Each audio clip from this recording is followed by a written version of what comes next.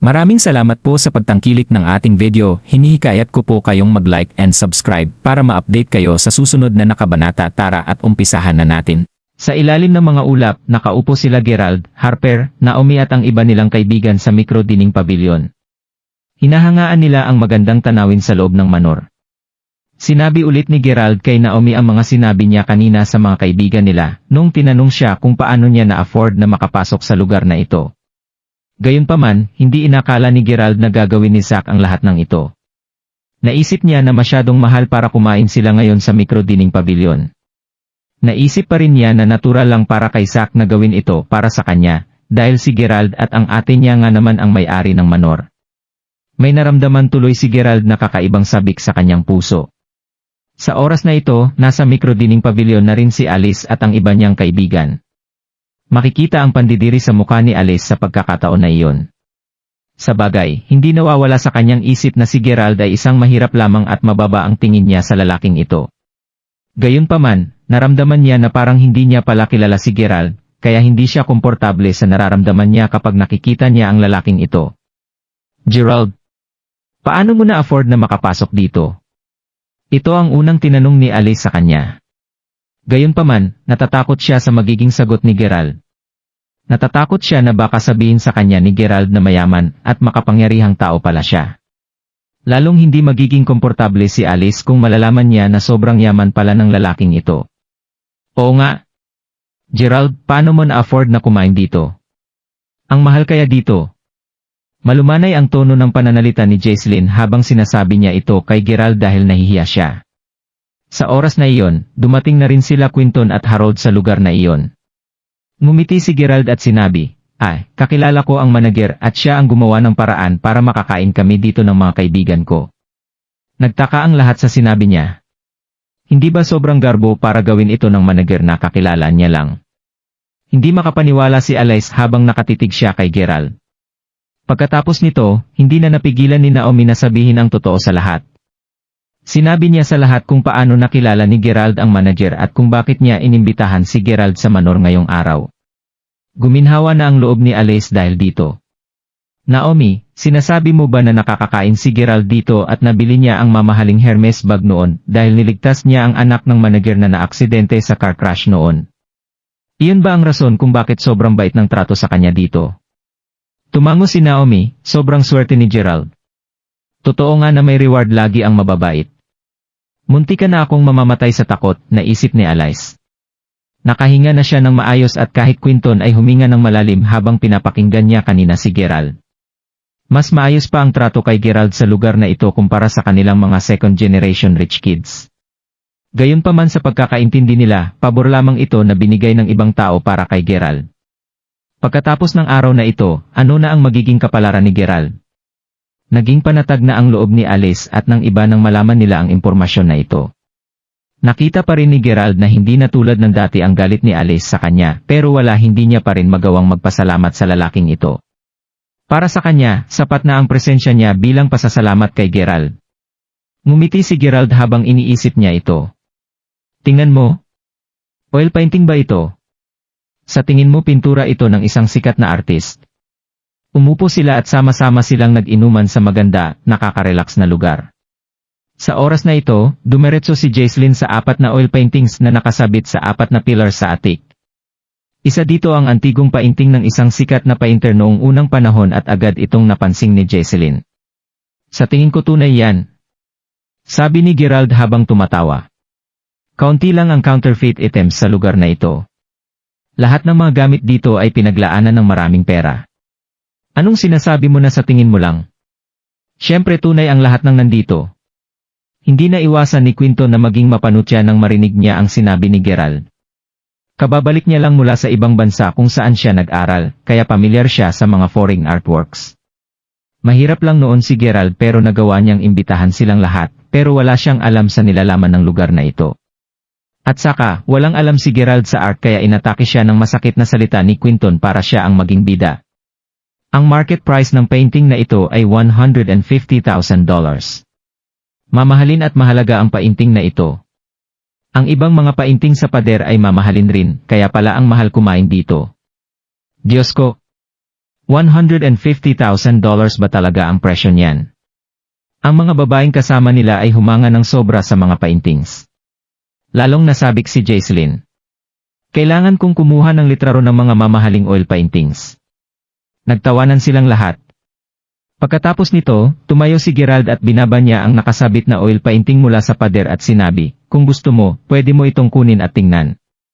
Hoy! Hoy! Hoy! Oh my God, ano ang sinusubukan mong gawin, Gerald? Sigurado ka ba na kaya mong magbayad sa painting na ito kung may mangyari man dito? Sigaw ni Quinton habang nanalaki ang mga mata niya sa gulat. Sumabad si Harold, sa tingin mo ikaw talaga ang host dahil lang sa may nag-anyaya sa'yo na mag-dinner dito. Walang sinabi si Alice, pero nakatitig siya kay Gerald. Pagkatapos ay napailing na lamang siya dahil nadismaya siya kay Gerald. Naramdaman ni Alice na palaging kulang si Gerald kumpara sa iba, sa kahit anong pilit niyang gawin. Wala siya kumpara kay Quinton. Nakakahiya siya sa kahit anong gawin niya. Sa katotohanan, ang rason kung bakit binaba ni Gerald ang painting dahil gusto niyang bumuo ng mas malapit na relasyon sa kanila bilang kaibigan. Hindi niya inasahan na ang magiging tingin sa kanya ng mga tao ay walang ingat. Nagdesisyon si Gerald na kalimutan na lang ito at binalik niya na ang painting sa pader. Gayunpaman, ang kanyang kamay ay medyo nanginginig at hindi niya nilagay ang painting sa tamang anggulo, nang biglang umihip ang malakas na hangin sa kanilang direksyon. Tinangay nito ang oil painting at nahulog ito sa ilalim ng waterfall. Ha? Nagsigawan ang lahat sa sobrang gulat. Kahit si Alice ay napatayo dahil sa pangyayaring ito. Huli na ang lahat. Nasira na ang oil painting. $150,000. Napalunok na lang ang lahat dahil hindi sila makapaniwala sa pangyayaring ito. Si Quinton at Harold lang ang natatawa sa oras na ito. Hindi nila naiwasang mapaisip kung paano mababayaran ni Gerald ang oil painting na nagkakahalagang $150,000. Kahit na may utang na loob sa kanya ang manager ng Wayfair Mountain Entertainment, hindi niya kailanman may paliwanag ang kanyang sarili sa nangyari sa oil painting. Hey! Gerald, gusto mo nang umalis? Halos tapos na rin tayong kumain, maingat na sinabi ni Naomi kay Gerald. Kung mananatili pa sila dito, hindi kailanman mababayaran ni Gerald ang oil painting. Hala? Mukhang may mangyayaring masama. Parang may lalapit na sa atin. Tinuro ni Jaiseline ang hagdan at tiningnan niya si Gerald. Sa oras na ito, palapit na sa kanila si Zach at may kasama siyang mga waitress, may dala silang bot ng mamahaling wine. Lumapit siya para tumagay. Nanghina si Gerald. Sinabi na niya kay Zach na ayaw niyang ibunyag ang kanyang tunay na pagkatao sa ngayon. Bakit pa siya pupunta dito para magtagay? Nakarating na sa harapan nila si Zach. Natural lang nakilala ni Quinton kung sino si Zach. Marlyle. Binati ni Quinton si Zach. Hindi nila ito inaasahan. Ang manager na sinasabi ni Gerald ay ang totoo nga na isa sa pinakamayamang lalaki sa Mayberry City, si Zach Lyle. Nagulat si Alice at hindi niya sinubukan na magsalita pa. Good luck na lang talaga, Gerald. Pagkalapit ni Zach, tumanho siya sa mga taong nasa harapan niya. Pagkatapos ay tiningnan niya si Gerald at marespeto siyang bumati, Merger. Babatiin na sana ni Zach si Gerald nang biglang naalala niya na sinabi sa kanya ni Gerald na ayaw niyang malaman ng ibang tao ang kanyang pagkatao. Nagsalita si Zach, Gerald, masaya ka ba sa mga hinanda ko sa iyo ngayong araw? Ngumiti si Gerald habang tumatango. Sa oras na ito, biglang nagsalita si Quinton, Marlyle, sinira ni Gerald ang oil painting mo. Nahulog niya ito sa tubig. Opo, Marlyle. Kahit na sinabi namin sa kanya na huwag gawin ito, binaba pa rin ni Gerald ang oil painting at ibinagsak niya ito sa tubig. Mabilis na sumabad si Jaiseline dahil ayaw mapagbintangan sa nangyari sa oil painting. Mabilis na nagsalita si Naomi para kay Gerald. Marlyle, hindi sinasadya ni Gerald na mangyari ito. Sa oras na ito, dinipensahan din ni Harper si Gerald at tinanong niya si Zach kung ano ang pwede nilang gawin para mabayaran ang oil painting niya. Agad na naintindihan ni Zach ang sitwasyon na nakaharap sa kanya. Masasabi na hindi lahat ng tao na nandito ay totoong kaibigan ni Gerald at alam ni Zach na hindi pa sinasabi ni Gerald ang kanyang tunay na pagkatao sa kahit kanino. Alam din niya na si Gerald ay pribado at introverted na tao. Tila parang ayaw niyang magyabang tungkol sa katotohanang siya ay talagang napakayaman at makapangyarihan. Bukod dito, hindi naman tanga si Zach at malinaw niyang natandaan ang paalala sa kanya ni Gerald. Kaya hindi siya gagawa ng kahit ano para magduda ang mga tao tungkol sa totoong pagkatao ni Gerald. Makikita ang gulat na ekspresyon sa mukha ni Zack habang siya ay nagsisigaw, ano? Ang oil painting ay nahulog sa tubig. Nagsimulang manginig si Zack na may takot na ekspresyon sa kanyang mukha. Tila ba talagang nag-aalala siya sa nangyari sa oil painting? Biglang naging napakatensyonado ang paligid at nag-aalalang nagtanong si Naomi, Marlyle, humihingi kami ng tawad sa nangyari sa oil painting. Gerald, alam mo ba ang oil painting na ito ay nagkakahalagang $150,000. Bukod pa dito, gustong-gusto ng boss ko ang oil painting na ito. Sabihin mo sa akin, ano ang dapat kong gawin kung tatanungin ako ng boss ko tungkol sa painting na ito? Tanong ni Zack habang nakatitig kay Gerald. Alam ni Gerald na gusto ni Zack na bigyan siya ng paraan para makatakas sa bagay na ito nang hindi pinapaalam ang kanyang pagkatao o ang katunayan na siya talaga ang totoong may-ari ng Wayfair Mountain Entertainment. Iyon ang dahilan kung bakit ganito lamang ang reaksyon niya. Kakaibang tao pala talaga si Zack. Labis na nagsisi ang mukha ni Gerald at sinabi niya, Marlyle, hindi ko talaga inaasahan na mangyayari ito pero masasabi ko sayo na hindi lang ako ang may kasalanan dito. Hindi lang ikaw ang may kasalanan, nakasimangot na tinanong ni Zack. Nakatayo sa tabi si Jaislyn at naisip niya na baka gusto siyang sisihin ni Gerald. Dahil dito, dali-dali niyang sinabi, Gerald, ikaw ang may kasalanan. Ang oil painting ay nahulog sa tubig dahil lumipad ito galing sa mga kamay mo. Hindi mo dapat sisihin ang iba sa pagkakamali mo. Tama? Kung may nagawa kang mali, dapat magkaroon ka ng lakas ng loob na lumapit at aminin ang pagkakamali mo. Kung hindi, paano mo tatawaging lalaki ang sarili mo? Naiinis na ang mga babae sa oras na ito. Sa palagay ko natatakot lang si Gerald na kailangan niyang bayaran ang $100,000 mula sa kanyang bulsa. Iyon siguro ang dahilan kung bakit pinipilit niyang itulak ang sisi palayo sa kanya, mabilis na sinabi ni Harold habang nainggit pa rin siya kay Gerald. Hindi lamang pinatunayan ni Gerald na mas magaling siya kaysa kay Quinton at Harold, pero nagawa niya rin na inggitin ang dalawa. Ngumiti si Gerald at sinabi, Marlyle, inaamin ko na ako ang unang kumuha ng oil painting.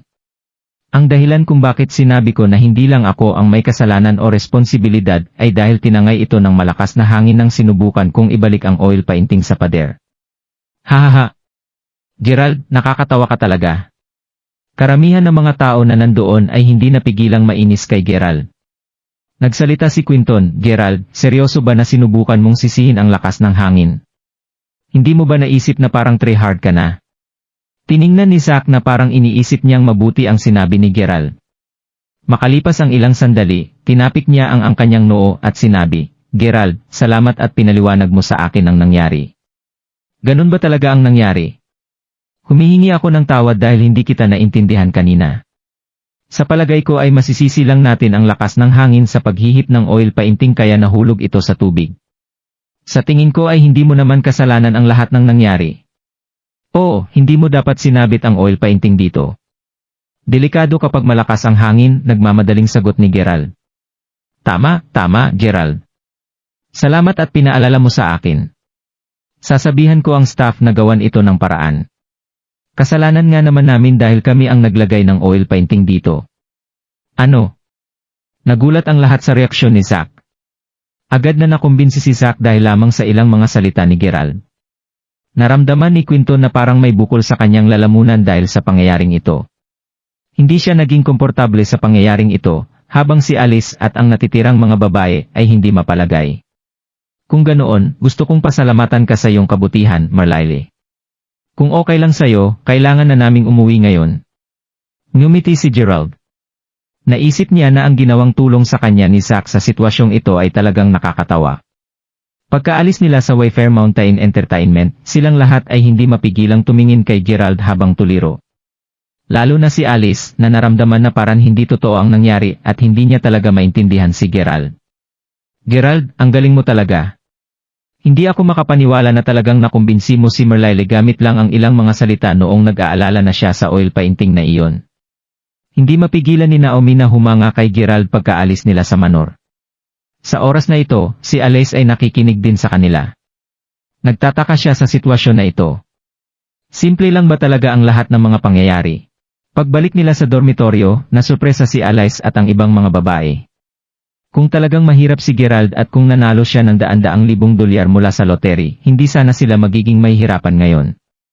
Gayunpaman, talagang nakabili pa siya ng mamahalin na limited edition luxury bag at nagawa pa niyang ilibre silang kumain sa pinakamahal na lugar sa Manor. At saka, kung pag-usapan ang oil painting, kinaya talaga ni Gerald na persuadin niya si Zack na hayaan na lang ang pangyayaring iyon. Paano nangyari yon? Alice, anong masasabi mo sa nangyari ngayong araw? Nakaupo si Alice sa kanyang kama habang nakikinig siya kay Jesseline na nagtatanggal ng kanyang makiup. Pagkatapos nito, sumimangot siya bago niya sinabi, hindi ko alam. Siguro masyado lang akong nag-iisip. Hindi ba tinawagan na ni Hailey si Harper para tanungin at kumpirmahin ang sitwasyon sa kanya? Kung tutuusin, ang dahilan kung bakit tinatrato ng mabuti ni Zack si Gerald ay dahil nailigtas ni Gerald ang buhay ng kanyang anak na babae. Sa tingin ko, sinusubukan lang ni Zack na maghanap ng dahilan para hindi masyadong mapahiya si Gerald sa nangyari sa oil painting. Niligtas na naman ni Gerald ang buhay ng kanyang anak na babae, at kaya malaking bagay ito para kay Zack. Mas gumaan ang pakiramdam ni Alice habang iniisip niya ito. Well, sa tingin ko may katuturan yon. Akala ko talaga mayaman na tao si Gerald. Talagang muntikan na akong mamatay sa sobrang takot, sabi ni Jesseline habang pinakakawala ang mahabang buntong hininga. Ano? Hindi mo na siya tinatawag na Brother Gerald? Nagtawanan ang mga babae. Sino ang tumatawag sa kanya na Brother Gerald? Kung talagang tatanungin niya si Merlyle na bigyan ako ng magandang posisyon sa kahit anong mga magiging negosyo niya, ganyan na rin ang itatawag ko kay Gerald sa susunod na makita ko siya. Wala na akong magiging problema sa buhay ko kung mangyari yon. Ang swerte talaga ni Gerald. Sa palagay ko ay ituturing ni Merlyle ang pangyayari kanina na parang kabayaran kay Gerald sa lahat ng nagawa niya para sa kanyang pamilya. Ang mga babae ay patuloy na nagtsismisan sa isa't isa. Hindi na kinabahan si Alice nang marinig niya ang sinabi nila. Sa bagay, mas nakaka-relax ang pakiramdam niya kapag lalong nahihirapan si Gerald. Kakaiba ang pakiramdam na ito. Samantala, hindi masyadong nag-isip si Gerald tungkol sa bagay na ito. Pagbalik sa dormitoryo, si Gerald at ang mga roommates niya ay nakatulog kaagad dahil sa pagod matapos maglaro ng maghapon sa labas. Kinabukasan, oras na para pumunta sa klase nila. Sa oras na ito, nakita ni Gerald si Harper at ang iba pang mga lalaki na nagsusulat ng kanilang mga pangalan sa kanilang mga tseke. Nang basahin ni Gerald ang mga mensahe sa kanilang group chat, napagtanto niyang oras na para magbayad sila sa kanilang tuition fees. Gerald, hihintayin mo ba ang subsidy na matatanggap mo sa susunod na 2 linggo bago mo bayaran ang tuition fee, o mayroon ka bang ibang paraan para mabayaran ito? Sa katunayan, gustong tanungin ni Harper si Gerald kung binigyan siya ni Merlyle ng kaunting pera si Gerald para mabayaran ang kanyang tuition fee. Gayunpaman, nang maisip niya ang tungkol sa oil painting kagabi, hindi na nag-abala si Harper na tanungin si Merlyle. Natatakot siya na baka maging mahirap ulit si Gerald. Ngumiti si Gerald bago sinabi, okay lang. Meron akong natitirang pera sa bank account ko at sapat yon pambayad sa tuition fee. At saka, pupunta ako sa classroom mamaya dahil kailangan kong mag-withdraw ng pera sa bangko. Masasabi ni Harper na hindi nagsisinungaling si Gerald. Baka meron talagang pera si Gerald para mabayaran ang kanyang tuition fee. Dahil dito, gumaan na ang kanyang pakiramdam. Sa oras na ito, dumating si Gerald sa bangko sa harap ng campus ng universidad. Gusto kong mag-withdraw ng $100,000. Sagot ni Gerald habang ipinapasa ang bank card niya sa banker. Ang banker ay natulala. Matapos niya suriin ang bank card, tiningnan niya si Gerald bago tiningnan ang bank card na nasa kanyang kamay. Pagkatapos nito, nagtataka siyang tinanong si Gerald, anong nangyari sa iyong bank card? Bakit ang dami mong ginawang pagbabago sa iyong bank account? May mga pagbabago sa kanyang bank account. Nagulat din si Gerald dahil dito. Sa katunayan, naramdaman ng banker na si Gerald ay isang ordinaryong mag-aaral lamang na walang pera dahil sa pananamit nito. Sa makatuwid, kinausap niya ng walang galang at walang pasensya si Gerald. Gayunpaman, ilan lamang sa mga top customers sa bangko ang maaring gumawa ng mga pagbabago sa kanilang bank account. Sa oras na ito, agad na nagpaliwanag ang banker, may mga pagbabago sa iyong bank account. Ang minimum withdrawal sa iyong bank account ay $30,000 na ngayon. Hindi na $1,500. Tiningnan ng babaeng banker si Gerald mula sa ulo hanggang paa. Kahit na ilang beses niyang tingnan ito, hindi mukhang mayaman ang estudyanteng ito. Sino ang gumawa ng mga pagbabago sa kanyang bank account? Alam ni Gerald kung sino ang gumawa ng pagbabago sa kanyang bank account. Alam niya agad. Sino pa ito bukod sa kanyang kapatid na si Jessica? Hindi niya talaga maintindihan ang ate niya. Hindi siya ang tipo na gumastos ng napakaraming pera pero ngayon, ang kanyang kapatid na babae ay nagtakda ng minimum limitation sa halaga ng cash na kailangan niyang i-withdraw mula sa bangko. Nais niyang mabuhay si Gerald tulad ng isang second generation rich kid. Sa oras na ito, inilabas niya ang kanyang cellphone para tumawag. Ang tinawagan niya ay sumagot kaagad. Ate, ikaw ba yung gumawa ng pagbabago sa bank account ko? Oo, ako ang nag-ayos at naglagay ng minimum withdrawal limit. Alam ko kung paano ka nabuhay noon at nais kong mabuhay ka tulad ng second generation rich kid. Kaya wag kang kumilos at mabuhay na parang isang mahirap pa rin. Gusto kong unti-unti kang mag-adapt sa iyong bagong katayuan para maramdaman mo ang landas ng ating pamilya. Nagulat si Gerald. Nga pala tatawagan sana kita kahit hindi mo ako tawagan ngayon. Hindi ko lang binago ng minimum limitation ng iyong bank account. Naalala mo ba ang Universal Global Supreme Shoppers Card na binigay ko sa iyo? Merong halos $1.5 million na natitira sa card mo. Itinakda ko ang expiry date para sa pera mo ngayong buwan. Kung hindi mo gagastusin ang pera sa card pagtatapos ng buwan masasayang lang o mapupunta lang ito sa wala. Ano? Lumaki ang mga mata ni Gerald sa sobrang gulat. Ang lupit. Sobrang bagsik naman. Painpersa siya ng kanyang ate na mamuhay bilang isang second generation rich kid. Mas mabuti na masanay ka sa iyong bagong estado at buhay sa lalong madaling panahon. Kung hindi man, mag-aalala ako, sila mama at papa kung paano ka namin tuluyang mailalabas sa kahirapan araw-araw. Pagkatapos nito, binaba na agad ni Jessica ang telepono. Anong problema mo? Kukunin mo ba ang pera o hindi? Pwede mo bang itigil pag-aaksaya ng oras? Hindi niya namamalayan na may pila pala sa likod ni Gerald at may mga 5 o 6 na estudyante na naghihintay sa likuran niya, dahil nais din nilang mag-withdraw ng pera. Ang taong nagsalita ay isang binata na maayos ang pananamit at nakakbay siya sa isang magandang babae. Tinititigan niya si Gerald ng may paghamak.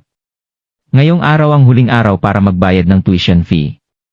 Hindi nakapagtataka na maraming estudyante ang nasa bangko para mag-withdraw ng pera upang mabayaran ang kanilang mga tuition fees.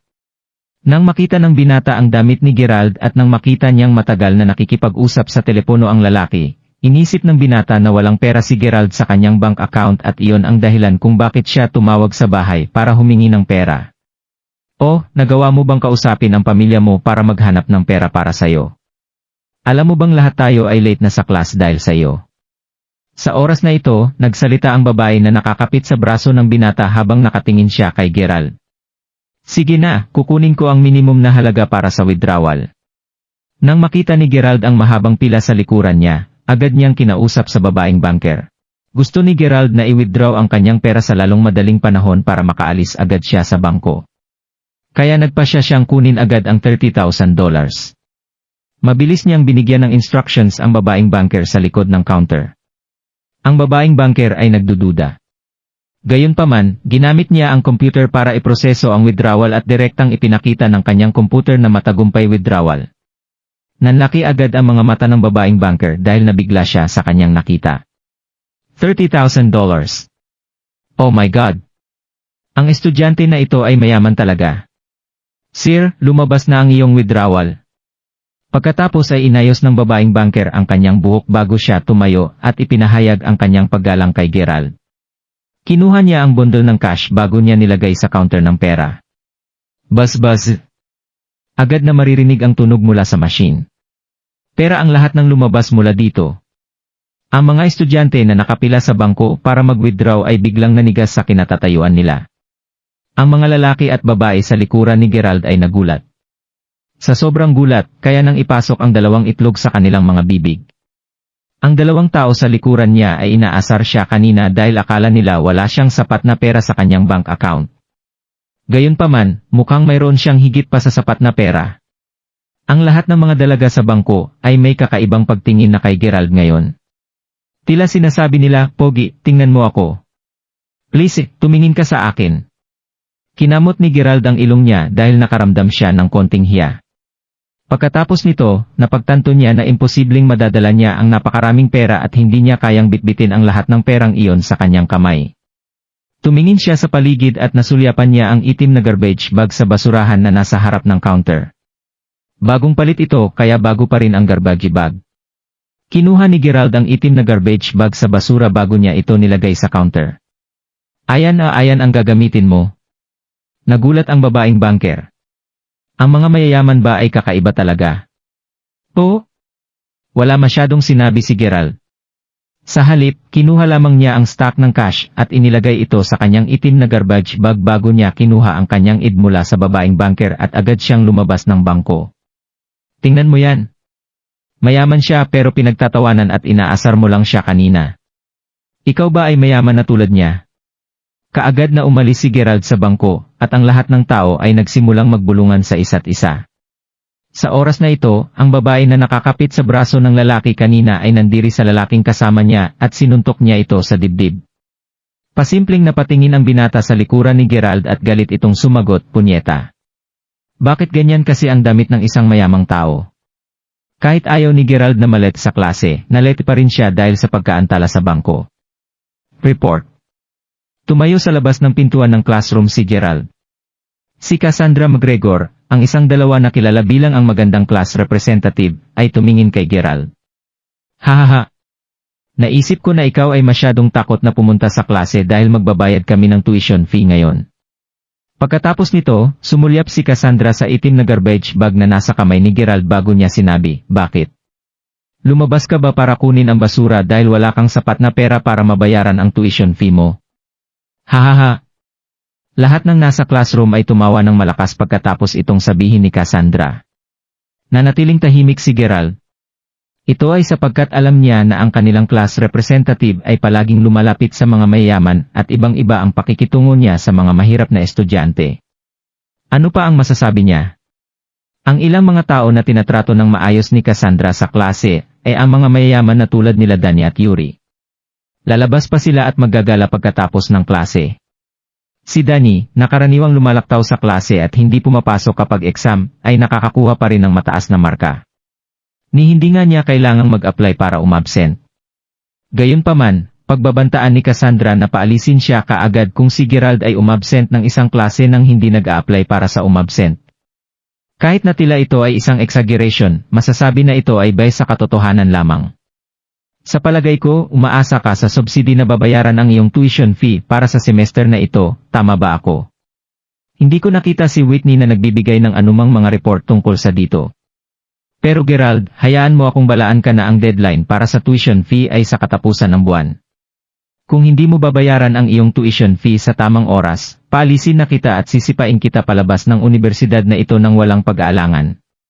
Tinitigan ng masama ni Cassandra si Gerald bago siya nagpatuloy, "Sige, kunin mo na ang basurahan mo at bumalik ka sa pwesto mo ngayon." Nakakahiya. Alam ni Cassandra ang sitwasyon na kinalagyan ni Gerald. Gayunpaman, hindi naman nagalit si Gerald. Humph! Si Danny, Blondie at ang natitirang mga lalaki ay tumatawa sa oras na ito. Si Gerald ay may isang walang malasakit na ekspresyon sa kanyang mukha habang sinabi niya, "Class representative, sino ang nagsabi na maantala ko ang pagbayad ng tuition fee hanggang sa katapusan ng buwan? Narito ako para bayaran ang aking tuition fee ngayon." Ano? Ano? Bayaran mo ang tuition fee mo? Laking gulat ni Cassandra. Sa oras na ito, si Xavier ay nakaupo sa gitna ng classroom, tiningnan niya ng masama si Gerald. "Gerald, wag mong gawin ang bagay na ginawa mo noon. Tulad ng ginawa mo dati. Binayaran mo ang iyong tuition fee gamit ang FIB ay $1 bill at kailangan kong bilangin ang bawat isang cash note ng napakahabang oras sa tulong ng iyong mga estudyante." May pag-aalala na ekspresyon ang mukha ni Cassandra. Sa huling SEM, nagulat ang lahat kay Gerald, binayaran niya ang kanyang tuition fee. Dahil hindi niya nakuha ang subsidy mula sa universidad noong nakaraang SEM, kinailangan ni Gerald na ipunin ang lahat ng pera na nakuha niya mula sa kanyang mga part-time job para mabayaran ang kanyang tuition fee. Sa oras na iyon, naging sanhi ito ng isang malaking sensasyon sa universidad. Mayroon ba talagang isang mahirap na mag-aaral sa universidad? Natatakot si Cassandra na magkakaroon ng pag-uulit ng parehong eksena noong nakaraang taon at siya ay mapahiya muli. Oh, class representative, sa palagay ko kakailanganin ulit nating magtrabaho ng magdamag. Naawa ako sa kanang kamay ko. Akala ko magagamit ko ito para kumain at maglaro. Sina Danny, Blondie at ang ibang mga lalaki ay nagkunwaring nasasaktan ang kanilang mga kamay at lumakad sila sa harap ng klase upang matulungan ang class representative na mabilang ang perang gagamitin ni Gerald upang bayaran ang kanyang tuition fee. Sa katunayan, sinusubukan nilang insultuhin at pahiyain si Gerald. Ang ekspresyon sa mukha ni Xavier ay nagbago kaagad dahil sa sobrang hiya niya bilang ex-girlfriend ni Gerald. Hahaha. Ayos lang nun. Kung gusto mong bilangin ang mga pera, bilangin mo ito ng dahan-dahan at ipaalam mo sa akin kapag natapos mo na ang pagbibilang. Sa oras na ito, mayroong bakas ng galit sa mukha ni Gerald. Hinulog niya ang garbage bag na may lamang pera sa harap ng classroom. Wow! Sa oras na ito, bumukas ang garbage bag at ang mga pera ay nagkalat sa harap ng classroom. Ano? Nagulat ang mga classmates niya. Si Danny, na nangangasar kay Gerald at nakatayo sa harap ng classroom, ay may hindi makapaniwalang ekspresyon sa kanyang mukha. Bakit ang yaman ni Gerald? Gulat na gulat din si Cassandra at naramdaman niya na parang hinihingal siya sa oras na ito. Kahit si Xavier ang nagulat rin sa oras na ito. Ang mga pera na ito, humigit kumulang $30,000 ang nandito. Gerald, saan mo nakuha ang napakaraming pera na ito? Hindi napigilan ni Cassandra na magtanong kay Gerald. Oo nga, Gerald. Sa tingin ko parang hindi bababa sa $20,000 o $30,000 ang lahat ng yan, di ba? Hindi napigilang magtanong ng mga babaeng estudyante. Well, oo, $30,000 ang lahat ng ito. Kung saan ito nanggaling? Galing ito sa Loto. Nanalo ako sa loto. Sumagot agad si Gerald. Hindi niya masabi sa sinuman na nakuha niya ang pera na ito dahil naglagay ng minimum withdrawal limit na $30,000 ang ate niya sa kanyang bank account dahil ang mga tao ay tinatrato siya na isang tanga. Ayaw ipakita ni Gerald ang kanyang kayamanan maliban kung wala siyang choice kundi gawin ito tulad ng ginawa niya ngayon. Nanalo ka sa loto. Nagkaroon ng malaking kaguluhan sa mga kaklase ni Gerald dahil sa sinabi niya. Sila Danny at Blondie ay parang mga tanga habang nakatayo sa harap ng classroom. Pinlano nila kanina na asarin at ipahiya si Gerald sa harap ng kanilang mga kaklase. Hindi nila inasahan na magtapon si Gerald ng $30,000 harap nila para bilangin nila ito. Naramdaman nilang dalawa ang sobrang hiya. Nakatayo lang sila ng awkward sa harap ng classroom dahil mas nakakahiya kung umatras sila ngayon. Sa oras na ito, nagtanong si Xavier at makikita ang nerbiyos sa kanyang muka. Gerald, magkano ang napanalunan mo sa loto? Napakabilis ng paghinga niya sa oras na iyon. Sa oras na ito, tinanong ni Xavier na may isang nerbiyos na ekspresyon sa kanyang muka. Gerald, magkano ang iyong napanalunan mula sa loterya? Napakabilis ng paghinga niya sa oras na ito. Natatakot siyang manalo si Gerald ng milyon-milyong dolyar sa loto. Kung nangyari talaga iyon, gugustuhin niyang tumalo na lang sa gusali. Hindi. Talagang hindi pwede. Paanong nangyari na ang isang tao na hiniwalayan niya ay may magiging swerte pala? Hindi pwede. Ngumiti si Gerald bago niya sinabi, hindi naman malaki ang napanalunan ko. Hindi masyadong malaki. Magkano ang hindi masyado? $30,000. Tanong ni Cassandra habang nakatingin kay Gerald na may kakaibang ekspresyon sa mukha. Higit pa sa $30,000. Simpleng sagot ni Gerald. Ano nga ba ang ibig sabihin nito? Lahat ng mga kaklase ni Gerald ay nakaramdam ng labis na pagkabalisa sa dahil gusto nilang malaman kung magkano ang pera na napanalunan ni Gerald. Ito ay dahil lahat sila, kasama rin si Cassandra, ay palaging inaasar at minamaliit si Gerald. Sa kanila, si Gerald ay isang mahirap lamang na karapat-dapat na asarin at maliitin. Gayunpaman, ngayon na nanalo siya sa loto, nagsimulang bumagsak ang kumpiyansa sa sarili ng kanyang mga kaklase. Lahat sila ay naiinggit na sa kanya. Dapat madali lang para sayo na magbilang ng $1,500, tama ba? Manhid na sinabi ni Gerald habang nakatingin siya ng masama kay Danny na nakatulala. Kumuha siya ng $1,500 mula sa tumpok ng pera bago niya ito itinapon sa harap ni Cassandra. Pagkatapos nito, lumingon siya at humarap sa kanyang mga kaklase at sinabi niya, sino sa inyo ang gustong magpahiram sa akin ng kanilang backpack? Dahil pinakita na niya sa lahat ang kanyang yaman, hindi na naramdaman ni Gerald ang pangangailangan na kumilos bilang isang nakakaawa at walang silbing tao tulad ng dati. Gusto niyang maging katulad nila Danny at Yuri, na gumagamit ng pera para sa kanilang sariling kalamangan at mapapabilog siya ng mga tao. Nagpasya si Gerald na manghiram ng isang backpack para mailagay ang kanyang pera sa loob. Gerald, pwede mong gamitin ang backpack ko. Gerald, gusto mong kunin ang backpack ko. Hindi ko talaga ito kailangan ngayon. Gerald. Sa oras na ito, ang lahat ng kanyang mga kaklase ay mabilis na tinawag ang kanyang pangalan dahil nais nilang alukin kay Gerald ang kanilang mga backpack. Sa huli, hiniram ni Gerald ang isang backpack ng kanyang kaklase. Pagkatapos nito, inilagay niya ang natitirang $28,500 sa loob ng backpack. Bakit ka sumisip-sip sa kanya? $30,000 lamang ang meron siya. Bukod dito, kailangan pa niyang magbayad ng cash. Wala siyang iba kundi bagong yaman. Si Danny at Blondie ay nagsabi ng mga masasamang salita kay Gerald. Tumingin si Xavier kay Gerald at makikita sa kanyang mukha na hindi siya komportable. Gusto niyang kausapin si Gerald pero nahihiya siya. Hindi niya alam ang gagawin niya. Kung nakipaghiwalay siya kay Gerald makalipas ang ilang araw, alam niya nagagastos si Gerald $30,000 nang para sa kanya nang walang pag-atubili. Gerald, napakaswerte mo. Parang talagang sikat ka sa mga kaklase mo. Lahat sila ay nag-aalok na ipahiram sa iyo ang kanilang mga backpacks. Dahil mayaman ka na ngayon, hindi ba sa palagay mo dapat mong ilibre ang mga kaklase ng pagkain? Sa oras na ito, si Cassandra, na nakatayo sa harap ng classroom, ay biglang nagsalita ng galit. Tama? Gerald, may $30,000 ka na. Ilibre mo naman kami ng dinner. Taon na rin naman tayong magkaklase. Ang ilan sa mga batang babae sumabad sa usapan. Napaisip si Gerald. Dahil nasabi na niya na nanalo na siya sa loto, may inis ang mga tao kung hindi niya inalok na ilibre ang mga ito.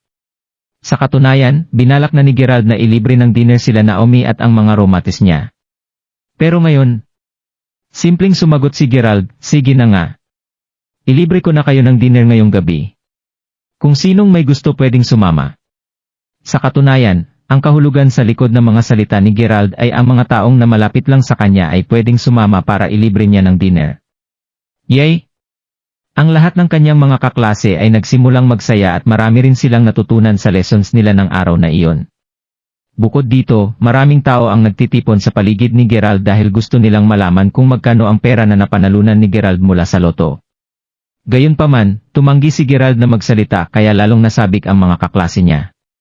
Brother Danny, pupunta ba tayo sa dinner mamayang gabi? Pwede ba? Parang inaasar tayo ng bata. Galit na sinabi ni Blondie. Ang taong binubuli at hinamak niya ay biglang naging mas magaling na kaysa sa kanya. Siyempre, hindi siya komportable sa pangyayaring ito. Ganun ang naramdaman ni Blondie. Hahaha. Siyempre kailangan nating pumunta. Kailangan nating pumunta para pahirapan ang batang ito ngayong gabi. Ngumiti si Danny at hinaplos niya ang kanyang baba habang nakatitig kay Gerald. Naintindihan agad ni Blondie ang ibig sabihin ni Danny. Sage, Brother Danny. Ang lupit mo talaga. Tanghali na, nagpasya si Gerald na mag-book ng isang restaurant at siya ang manlilibre ng dinner sa gabing iyon. Kailangang ipakita niya sa kanyang mga kaklas na handa siyang ilibre sila sa dinner kaya syempre, kinailangan niyang mag-host ng dinner sa isa sa mga restaurant sa Mayberry Commercial Street. Gayunpaman, alam niya na hindi siya maaaring pumili ng restaurant na masyadong mamahalin. Kung hindi man sasabihin ng lahat na nagpapanggap siyang isang mayaman na tao kahit na hindi pa naman siya ganun kayaman.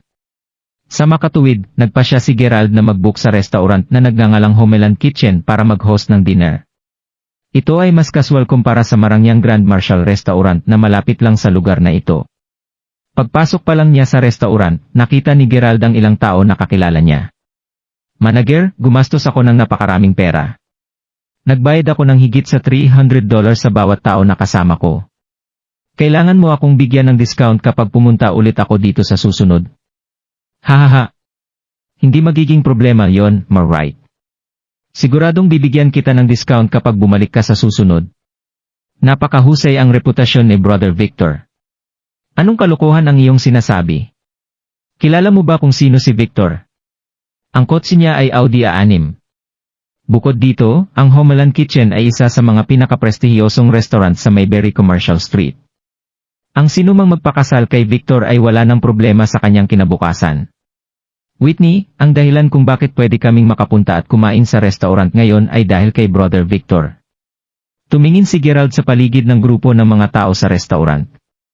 Si Whitney, ang president ng Student Union, si Victor, ang vice president ng Student Union, at ang ilan sa mga kaibigan ni Whitney ay nandito rin. Nakatingin silang lahat kay Victor na may paghanga. "Hello, sir?" Ayaw ni Gerald na makita siya ng alinman sa mga ito at gusto niyang iwasan si Whitney dahil masakit itong magsalita. Tatalikod na sana siya para maghanap ng ibang restaurant. Gayunpaman, nakita siya ng waiter at nagbow siya at binati niya si Gerald ng napakalakas. Tumalikod si Victor at ang iba pang mga bisita para tingnan sila. Nang makita ni Victor si Gerald, ang kanyang mga mata ay biglang lumaki. "Gerald!" Sumigaw si Whitney. Pagkatapos nito, tinanong niya si Gerald, "Anong ginagawa mo sa Homeland Kitchen?" Sa kanyang mga mata, si Gerald ay isang tao na kailangang magsikap araw-araw para kumita ng sapat na pera upang magsustento sa kanyang sarili. Kung hindi siya nakaisip ng paraan kung paano kumita ng pera ngayon, malamang mag-aalala siya sa kung anong kakainin niya bukas. Bakit siya pupunta sa isang mamahaling restaurant na tulad nito? Siguro kumukuha siya ng part-time job dito. Hahaha. May klase pa tayo mamayang hapon at nandito siya ngayon para kumuha ng part-time job. Hahaha. Sa palagay ko, lihim siyang pumunta dito dahil wala siyang sapat na pera para mabayaran ang tuition fee ngayon. Sa tingin ko sinusubukan niyang magtrabaho ng part-time at kumita ng dagdag na pera. Kung hindi niya gagawin yon, mapapatalsik siya sa school dahil hindi niya kayang bayaran ang tuition fee. Ang 4 o 5 mga dalaga na alam ang lahat tungkol sa sitwasyon ni Gerald ay tumawa habang pinag-uusapan nila ang lalaki. Si Whitney ay may malamig na ekspresyon sa kanyang mukha habang patuloy ang kanyang pagtatanong kay Gerald. "Gerald, sinusubukan mo bang kumuha ng part-time job ngayon kahit na may mga klase pa tayo sa hapon? Naniniwala ka ba na sasabihin ko ito sa student department para magkaroon ka ng penalty at para magkaroon ka ng credit deduction? Kahit na kumita ka ng sapat na pera para magbayad para sa tuition fee, sisiguraduhin kong hindi ka makapagtapos dahil wala kang sapat na mga credits para magawa ito." Nangasar si Victor habang nakatitig kay Gerald. Palaging umaasa si Gerald sa kahusayan niya sa akademya para patuloy na makapag-aral sa universidad na ito. Gayunpaman, hindi man lang nag-abala si Gerald na batiin si Victor na presidente ng Student Union. Gustong makita ni Victor kung paano makakaligtas si Gerald ng walang tulong sa Student Union at subsidy. "Hindi ako nandito para mag-part-time. Nandito ako para mag-book ng room para mag-dinner." Medyo nagalit si Gerald nang marinig niya si Whitney at mga kaibigan nito na nilalait at minamaliit siya, kaya simple lang ang sagot niya sa kanila. Pagkatapos nito, diretso siyang tumungo sa counter. "Ano? Nandito siya para mag-book ng room para mag-dinner." Si Whitney at ang mga kaibigan niya ay nagulat sa oras na ito at napuno sila ng galit at pagkasuklam kay Gerald. "Gerald, gusto mong mag-book ng isang room para mag-dinner dito? Kaya mo ba? Oh my God! Alam mo ba kung magkano ang gastos mo dito pag dito ka mag-dinner?" Tumingin si Whitney kay Gerald na may nakakatakot na ekspresyon sa kanyang muka na parang nakatitig sa isang tanga. Akala niya baliw ang lalaking to, bakit niya naisip na makakaya niyang kumain sa Homeland Kitchen? "BOT, kilala mo ba ang lalaking ito?" tanong ng manager habang nakatingin kay Whitney na may ngiti sa kanyang labi. Sa totoo lang, kung titingnan ang pananamit ni Gerald, hindi naisip ng manager na makakaya ni Gerald na kumain dito. Ang mga presyo na pagkain dito ay umaabot ng $150 hanggang $2,000 kada tao. $2,500 ang presyo para sa mag-book ng isang private room sa restaurant, hindi pa kasama ang gastos para sa pagkonsumo ng pagkain at inumin. Ito ay dahil sa nasa Mayberry Commercial Street ang restaurant. Ang Homeland Kitchen ay kilala sa lasa at kalidad ng kanilang pagkain. Kung kaya lang ng customer na magbayad ng $150, makakuha lamang sila ng isang upuan sa main hall. Mayroong iba't ibang pasukan sa bawat palapag. Gayunpaman, naramdaman ng manager na baka afford ni Gerald ang pinakamurang entrance fee. Hindi masungit ang manager at hindi niya minaliit si Gerald, ngunit tinanong lamang niya ang tungkol kay Gerald dahil gusto niyang malaman ang pagkatao nito dahil kilala niya ang mga estudyante na nandoon. "Siyempre kilala namin siya. Ang taong ito ay ang mahirap na estudyante sa Mayberry University. Sa sobrang hirap niya, hindi niya kayang magbayad para sa sarili niyang pagkain at kahit ang kanyang tuition fees. Oo, at naisip niyang kumain sa restaurant na ito. Ang dalawang dalaga na nakatayo sa likuran ni Whitney ay biglang nagsalita. Tumawa si Victor bago siya umiling at sinabi, "Whitney, wag mong sabihin yan. Malay nyo nandito si Gerald ngayon dahil inutusan siya ni Danny o kahit sinong mga kaklase niya. Siguro nandito lang siya para mag-book ng isang room para sa kanila." Totoo. Sa oras na ito, ngumiti ang manager bago siya tumingin kay Gerald at sinabi, "Sir, pwede ko bang malaman kung nandito ka para mag-book ng room para sa sarili mo o sa ibang tao? Wala akong pinaparating sa sinasabi ko. Sinisikap ko lang kumpirmahin ang iyong booking. Bukod doon, aling package ang gusto mong i-book?" Guminhawa ang loob ni Gerald sapagkat ang babaeng manager na ito ay talagang napaka-magalang at hindi naman siya naging masama o naging bastos sa kanya. Mabilis siyang tumango bago niya sinabi, "Nagbubook ako para sa sarili ko. Ililibre ko ng dinner ang ilan sa mga kaibigan ko ngayong gabi at gusto kong mag-book ng 3 lamesa." Hahaha. Nag-book ka para sa sarili mo at ililibre mo ng dinner ang mga kaibigan mo? Niloloko mo ba ako? Tumawa si Whitney habang nakahawak sa kanyang tiyan. Kahit na naayos na nila ang bayarin, wala pa rin silang balak na umalis. Gusto nilang manatili at tingnan kung paano babayaran ni Gerald ang private room na gusto niyang i-book. Hindi sila pinansin ni Gerald. Narinig niya na si Whitney at ang iba pa sa kanila ay nag-order ng $300 package para sa bawat isa sa kanila. Gayunpaman, pagkatapos niyang tumingin sa menu, naramdaman ni Gerald na parang walang masarap sa menu. Kung gusto niyang ilibre masarap na pagkain ang kanyang mga kaklase, kailangan niyang magbayad sa mas mahal na package sa bawat isang ililibre niya. Sa makatuwid, sumagot si Gerald, "Gusto kong i-book ang $600 package. Tulungan niyo akong mag-book ng 3 magandang table." "Sige po, sir. Kakailanganin mong magbayad ng $5,000 bilang deposito." Bahagyang ngumiti ang manager sa oras na ito, habang si Whitney at ang iba pa sa kanila ay nagulat. Humihingi talaga si Gerald ng isang mas mahal na package kumpara kay Victor at talagang nagbubook siya ng 3 lamesa para sa dinner mamayang gabi. Kukunin niya pa talaga ang mamahaling package na ito at kakain lang siya ng sweet and sour potato shreds. Baliw? Ang taong ito ay baliw talaga. Mayaman ba siya? Nakakatawa. Hindi man lang nag-atubili si Gerald at kinuha niya ang $5,000 mula sa kanyang backpack at inilagay ito sa counter sa harap ng manager. Nagulat si Whitney. "Osage, Gerald. Mukhang sapat kang pera para kumain ng masarap na pagkain. Sasabihin ko sa iyo na hindi kita tutulungan na mag-apply para sa anumang subsidy para mabayaran ang iyong tuition fee. Hindi ka makakatanggap ng pera para magbayad ng iyong tuition fee ngayong SEM. Salamat sa pag-aalala sa akin pero nabayaran ko na ang tuition fee ko." Hindi alam ni Gerald kung ano pa ang sasabihin sa babaeng ito. Kahit na napakaganda ni Whitney, napakasungit niya at malapit lang siya sa mga mayaman. Palagi niyang tinatrato ang mga mas mahirap na parang dumi sa lupa. Gayunpaman, naramdaman ni Gerald na si Mila, ang babae na nakilala niya sa auditorium noong isang araw, ay talagang maganda. Ang tingin sa kanya ni Gerald ay talagang napakaganda at tahimik. Isang tingin lang sa kanya ng babaeng ito ay tumitibok ng mabilis ang puso ni Gerald. Sa kasamaang palad, wala siya dito ngayon. Nanlaki ang mga mata ni Whitney dahil nabigla siya. "Anong sinabi mo? Nabayaran mo na ang tuition fee mo para sa semester na ito. Meron ka pang $5,000 ngayon. Ibig sabihin ba nito na meron ka ng pera ngayon?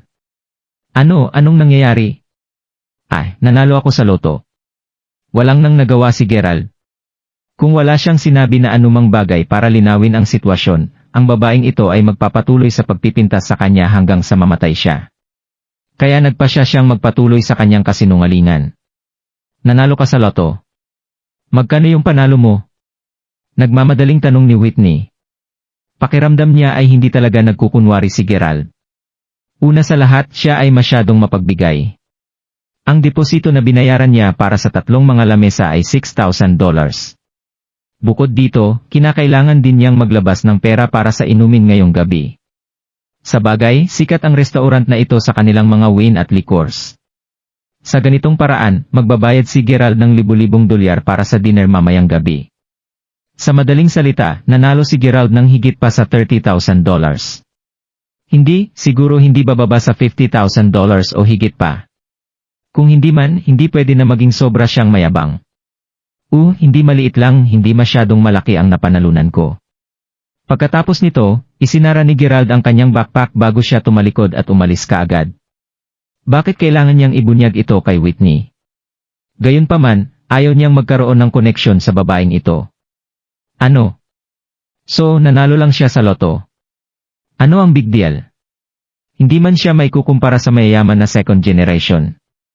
Agad na nagsalita si Victor nang makita niya ang mayabang na ekspresyon ng mukha ni Gerald at kung gaano nainis si Whitney. Whitney, anong para magalit ka sa isang tulad niya? Pagbalik ko sa university mamaya, tatanungin ko si Danny at ang kanyang mga kaibigan manmanan ang mayabang na batang ito.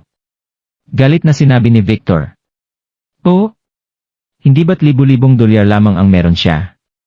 Bakit ba ang yabang niya? Ang mga kaibigan ni Whitney ay sumabad din. Pagkatapos nito, nagpasya na si Whitney. Kailangan niyang maintindihan ang bagay na ito at alamin kung gaano karaming pera ang nakuha ni Gerald mula sa loto. Sobrang nababalisa si Whitney ngayon. Gayunpaman, sumakay na si Gerald ng taxi pabalik sa university. Sa kanilang mga klase ng hapon, tuwang-tuwa si Gerald dahil tuluyan nang nawala ang tingin na masama ng mga kaklase niya. Sa katunayan, marami pa ring mga tao na naiinggit sa kanya. Gerald, saang lugar nag-book para sa dinner mamayang gabi? Sa ordinaryong maliit na restaurant ba ito? Nang matapos na ang klase, si Danny at Blondie ay lumapit kay Gerald at tinanong siya nito na nakakalukong ngiti sa kanilang mga mukha. Sa oras na ito, karamihan sa kanyang mga kamag-aral ay tumingin kay Gerald dahil nagtataka sila. Ngumiti si Gerald bago siya sumagot, dahil ito ang kauna-unahang pagkakataon na ililibre ko ang lahat ng mga kaklase ko ng dinner. Nakabook na ako ng 3 lamesa sa Homeland Kitchen mamayang gabi. Ano? Homeland Kitchen? Nagulat si Danny at lahat ng mga kaklase ni Gerald ay nagulat din at napatingin sa direksyon ni Gerald. Gerald, ang Homeland Kitchen Restaurant sa Mayberry Commercial Street ang binabanggit mo? Masungit na tinanong ni Xavier habang naglalakad palapit kay Gerald. Ang Homeland Restaurant ay isang mamahaling restaurant na gagastos ka ng ilang libong dolyar sa bawat tao, at wala pa doon ang anumang inumin. Kung nanalo lamang si Gerald ng $30,000 mula sa loto, magagastos niya ang halos lahat ng perang iyon kung ililibre niya ng pagkain sa kanyang mga kaklase mamayang gabi. Kahit na nakipaghiwalay na si Xavier kay Gerald, ramdam niya ang labis na pagkabalisa dahil sa kung paano gagastusin ni Gerald ang $30,000. Hindi siya naawa kay Gerald pero gusto niyang gastusin sa kanya ni Gerald ang pera na iyon.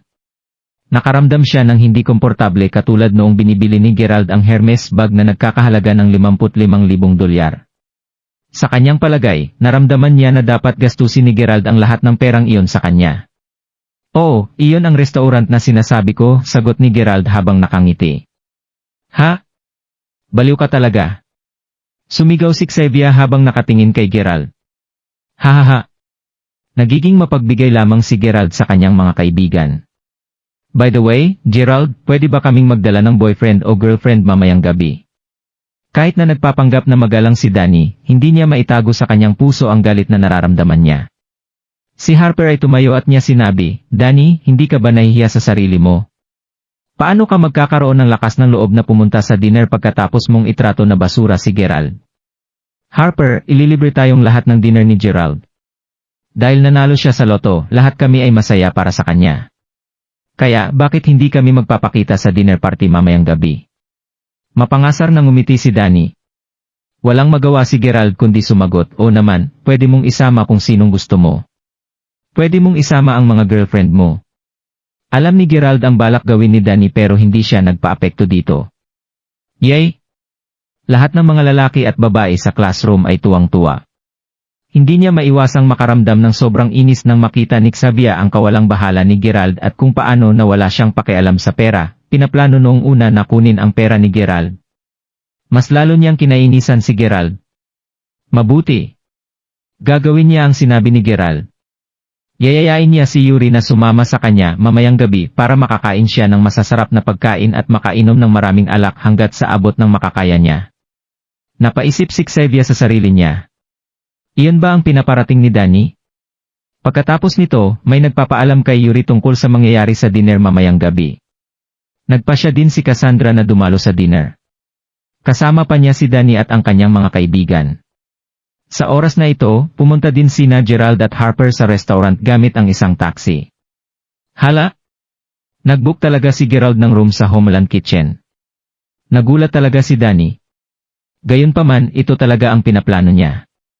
Mark Crawford, gusto kong sabihin sa'yo na ang tatlong mga lamesa na naibook mo ay hindi sapat para sa inyong lahat. Sa palagay ko kailangan mong magdagdag ng kahit isa pang mesa, nagmamadaling sinabi ng babaeng manager nang makita niya ang dami ng tao sa lobby. Sige, magdaragdag ako sa isa pang mesa. Sagot agad ni Gerald. Ito ang kauna-unahang pagkakataon na talagang gumastos siya ng sobra matapos na maging bahagi siya ng mayamang second generation. Sandali lang. Gerald, kung talagang magdagdag kami ng isa pang mesa, hindi ba sa tingin mo dapat ka ring mag-book ng isa pang mamahaling private room dahil nandito ang ating class representative? Ngumiti si Danny at tinanong niya si Gerald. Oo, dahil nandito ang ating class representative, bakit mo asahan na makikipag-share siya ng parehong room sa ibang mga estudyante? Minaliit ni Danny at ang kanyang mga kaibigan si Gerald sa oras na ito. Pasimple na nakatayo sa gilid si Cassandra habang nakakross ang mga braso sa harap ng kanyang dibdib dahil gusto niyang makita kung ano ang isasagot ni Gerald. Samantala, si Harper ay nakatayo sa tabi ni Gerald at atakihin niya sana si Danny kung wala lang sana ang class representative. Hindi sumagot si Gerald. Sa oras na ito, naniya si Yuri bago siya tumawa at sinabi, "Aba, iniisip ko rin na dapat kang magdagdag ng isa pang mamahaling private room, Gerald. Kung sa tingin mo ay nagdadalawang isip kang gumastos ng napakaraming pera ngayong gabi, pwedeng ako na lang ang magbabayad ng sa private room para sa class representative. Ano sa tingin mo?" Ngumisi si Yuri. Sa katunayan, sinusubukan lamang niya na mapahiya si Danny hanggat makakaya niya. Matapos mag-book sa private room, sisiguraduhin niyang umorder siya ng mas maraming pagkain at alak doon para mas malaki ang mabayaran ni Gerald sa bill ngayong gabi. Sinabi iyon ni Yuri dahil nais niyang ipakita na siya ay may kakayahan at isa siyang mayaman na tao. Sa oras na ito, tumingin si Cassandra kay Yuri na may pagpapasalamat sa kanyang muka. Nararamdaman din ni Xavier na sobra siyang proud kay Yuri sa sandaling ito. Pagkatapos ng gabing ito, si Gerald ay walang iba kundi isang mahirap lamang. Tingnan mo lang si Yuri. Ito ang ugali ng isang totoong second generation rich kid. Isa pang mamahalin na private room. Kung iyon talaga ang gusto mo, ayos lang na ako ang magbabayad, sagot ni Gerald habang nakangiti siya. Dahil ito ang gustong gawin ni Yuri, magagawa niya ang anumang nais niya. Dahil ang may-ari ng restaurant na ito ay walang iba kundi si Gerald lamang. Pagkatapos nito, idinagdag ni Gerald mamahaling private room na nagkakahalaga ng mahigit sa $2,500 bawat tao. Ang nasa mamahaling private room ay ang mga pinakapopular na estudyante sa klase, sila Danny, Xavier, Yuri, Cassandra, Gerald at ang mga roommates niya, at ang nag-iisang si Naomi. Ang iba pang mga estudyante ay sa iba pang private room tumungo. Yuri, dahil nandito na tayo sa mamahaling private room, sino ang mag-order ng pagkain ngayon? Tanong ni Gerald habang nakangiti. Wala kang tamang asal. Si Yuri ang bisita natin ngayon kaya natural lang na siya ang unang mag-order ng pagkain. Bakit? Natatakot ka bang mag-order ng sobra si Yuri at hindi mo na kayang magbayad para sa dinner ngayong gabi? Galit na sinabi ni Xavier. Siyempre, si Yuri ang una munang mag-order ng pagkain. Kung hindi, natatakot si Xavier na baka mag-order lamang si Gerald ng spicy at sour na patatas. Kung iyon talaga ang mangyayari, ang kanilang plano na gastusin ang lahat ng pera ni Gerald ay hindi nagagana. Sa katunayan, habang nasa sakyan sila ni Yuri papunta sa restaurant, napag-usapan na nila ang bagay na ito kasama si Danny at ang iba pang mga lalaki. Plano nilang ipagbayad kay Gerald ang higit sa 10 hanggang sa ilang libong dolyar para sa dinner ngayong gabi. Pagkatapos nito, dapat nilang tiyakin na gumastos siya ng karagdagang $10,000. Gusto nilang magbayad si Gerald ng kahit $20,000 o higit pa para sa dinner ngayong gabi. Bukod dito, nagpasya na si Yuri na magsanib pwersa at financial resources sila ni Danny para talunin si Gerald ngayong gabi. Iyon ay higit pa sa sapat. Sige na nga. Umorder lang kayo ng kahit anong gusto nyo. Sagot ni Gerald habang nakangiti ng may sama ng loob. Si Harper, na nakaupo sa gilid, ay patuloy na sinisiko si Gerald para ipaalam sa kanya ang sitwasyon pero umiling lang si Gerald, sininyasan silang huwag mag-alala sa kanya dahil alam niya ang kanyang ginagawa. CJ, salamat. Kinuha ni Yuri ang menu sa kanyang kamay at nagsimula siyang tumingin sa menu mula sa huling pahina. Pagkatapos ng lahat, ang signature dish ng Homeland Kitchen ay nakalista sa huling ilang mga pahina ng menu at ito ang mas mahal na meal. Ang Australian Big Lobster at ang Australian Abalone ang order ko. Si Danny at ang ibang mga lalaki ay nagmamasid sa ekspresyon ng mukha ni Gerald habang patuloy si Yuri sa pag-order ng ilan sa mga signature dishes. Gusto nilang makita ang nag-aalala at stressed na ekspresyon sa kanyang mukha. Gayunpaman, wala pa ring emosyon sa mukha ni Gerald at wala naman siyang ipinakita na takot sa kanyang mukha. Kahit na nag-order si Yuri ng pagkain sa oras na ito, kinakalkulan niya ang gasto sa kanyang isip.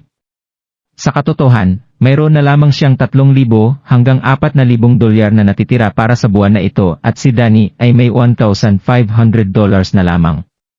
Nangangahulugan ito na mayroon lamang silang kabuwang $5,000 para gastusin ngayon araw.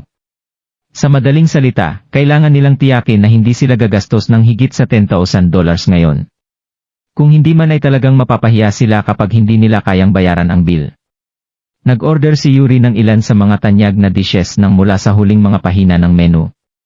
Pagkatapos niyang magkalkula, napagtanto ni Yuri na ang 4 na dishes na in-order niya ay abot na sa $4,500, hindi pa kasama ang gastos sa wine at liquor. Pagkatapos nito, inabot ni Yuri ang menu kay Gerald at makikita ang malamig na ekspresyon sa kanyang mukha. Kahit na maglalabas siya ng maraming pera dito ngayong gabi, mas handa siya na gawin iyon dahil gusto niyang ubusin ni Gerald ang lahat ng pera na meron siya. Kung hindi siya mapapakali hanggang sa makamit niya ang plano na ito. Ano? Nag-order ka lang ng 4 sa mga signature dishes sa huling mga pages ng menu. $3,000 na ang abutin ng mga iyon. Tumawa ng malakas si Gerald. Anong sinasabi mo? Pwede kang pumili ng higit pa sa mga signature dishes kung gusto mo. Hindi ka naman maikukumpara kay Yuri kahit ano pa ang gawin mo. Labis na nagalit si Xavier nang makita niya si Gerald na kinukutya si Yuri. Sa oras na ito, si Cassandra, na nasa kanyang cellphone, ay umiling na lamang habang nakikinig siya sa usapan. Akala niya tangang tao si Gerald. Paano siya makikipagkumpetensya sa isang tao na tulad ni Yuri kung ang meron lamang siya ay maliit na halaga ng pera na napanalunan niya sa loto? Waitress, ilan ang signature dishes doon sa menu? Napatingin si Gerald sa waitress habang nakangiti. Sir, merong 20 signature dishes sa menu at lahat ng ito ang mga top dishes sa Homeland Kitchen. Ang pinakamayaman na mga tao lamang ang karaniwang kayang mag-order ng 4 sa mga signature dishes ng sabay-sabay. Ang presyo ng 4 na dishes na ito ay nagkakahalaga ng halos $4,000 to $5,000. Anong mga ordinaryong dishes ang gusto mong idagdag sa iyong order? Oh, yun lang. Sinara agad ni Gerald ang menu. Kung ganon, dalhin mo sa amin ang lahat ng 20 dishes mula sa menu. Dahan-dahan namin itong kakainin. Ano? Nagulat ang waitress at binagsak niya ang kanyang ordering machine sa sahig. Ang 20 dishes ay nagkakahalaga ng higit sa $15,000. Oh my God! Hindi pa siya naghahain ng ganitong pagkain. Hala? Gerald, nababaliw ka ba? Ang presyo ng 20 signature dishes at ng package ay aabot ng hindi bababa sa $20,000. Nagulat si Danny. Kinabahan rin ng sobra si Yuri habang kinakalkula niya ang pera na meron siya. Noong una, sinusubukan lang niyang makipaglaro kay Gerald upang mapahiya ang lalaking ito. Gayunpaman, hindi niya inaasahan ang reaksyong ito mula kay Gerald. Nakita ni Gerald ang hindi normal na ekspresyon sa mukha ni Yuri at napagtanto niya na nanahimik ito. Ngumiti si Gerald bago sinabi, Yuri, bakit hindi tayo umorder ng inumin? Bakit wala kang sinasabi? Ang mga in-order ba nating dishes ay masyadong mahal para sayo? Anong masyadong mahal para sa akin? Managinip ka? Maliit lamang na halaga ito para sa akin. Natatakot lamang ako na baka hindi mo mabayaran ang lahat ng 3 mesa sa baba dahil $30,000 lang ang meron ka. Natatakot akong mapahiya mo tayong lahat dito ngayon, mabilis na sumagot si Yuri. Ang isang mahirap na minamaliit ng lahat ay pinagtatawanan siya sa ngayon. Hindi ito pwedeng mangyari. Oo nga, Gerald, alam mo ba kung ano ang ginagawa mo ngayon? Hati nga kayo ni Yuri para sa private room, pero dapat mong tandaan na kailangan mo pang bayaran ang 3 lamesa na naibook mo rin sa ibaba.